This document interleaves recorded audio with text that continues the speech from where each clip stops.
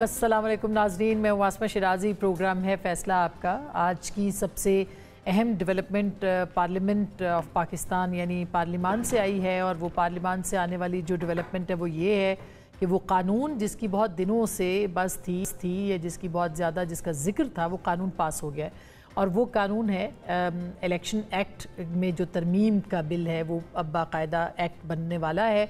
Senate से भी मंजूर हो चुका है। सदर मुमलिकत के दस्तखत के बाद बाकायदा वो कानून बन जाएगा।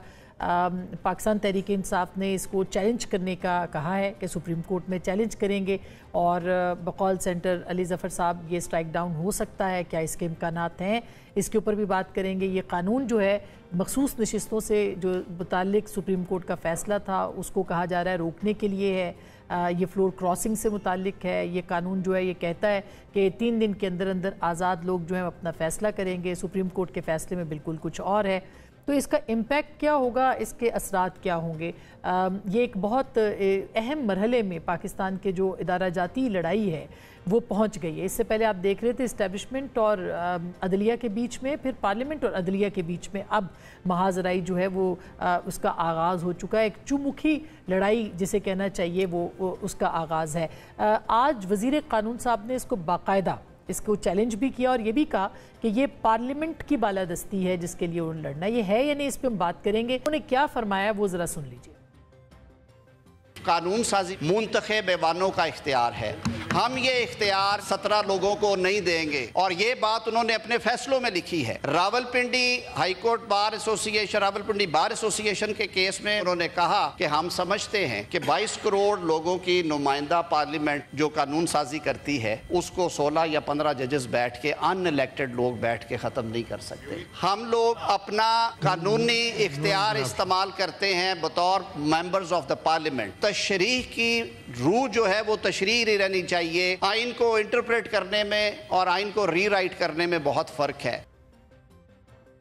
ये अब मामला किधर तक जाएगा इसके ऊपर हम ज़रूर बात करेंगे। और इसके साथ साथ आज अलीमा खान साहिबा ने फिर गुफ्तगू की है और उन्होंने कहा है कि इमरान खान साहब जो हैं वो चाहते हैं कि अदम मुदाखलत हो, इस्टेब्लिशमेंट की सियासी अदम मुदाखलत की वो बात कर रहे हैं कि फ़ौज की तरफ से नहीं होनी चाहिए। लेकिन वो फिर ये बात करते हैं, कुछ दिन पहले भी उन्होंने न्यूट्रल रहने की बात की थी और रिक्वेस्ट की थी आर्मी चीफ से। आज फिर वो ये बात कर रही हैं कि हम इमरान खान साहब चाहते हैं कि जो न्यूट्रलिटी है वो हो, गैर सियासी हो जाए।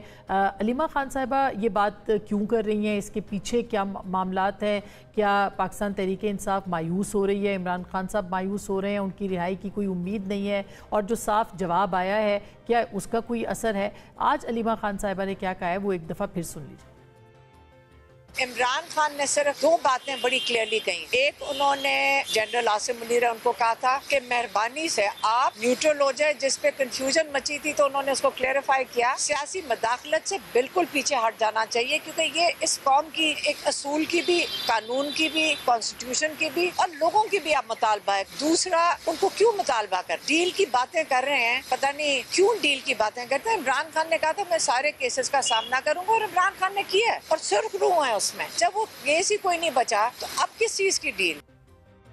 याद रहे इससे पहले इमरान खान साहब ने कहा था कि फ़ौज अपना नुमाइंदा मुकर्रर करे, मैं उनसे बराह रास्त बातचीत करना चाहता हूँ। आज ये कहा गया है कि सियासी मुदाखलत इसको करार दिया जाए, इसके अलावा कुछ नहीं। ये क्लैरिफिकेशन अलीमा खान साहिबा की तरफ से आई है।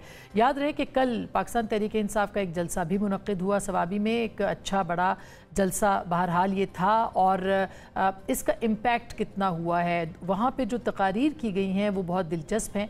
मसलन इसमें जो अली अमीन गंडापुर साहब ने कहा कि अगर सितंबर तक रिहाई ना हुई इमरान खान साहब की तो इस्लामाबाद की तरफ लॉन्ग मार्च होगा।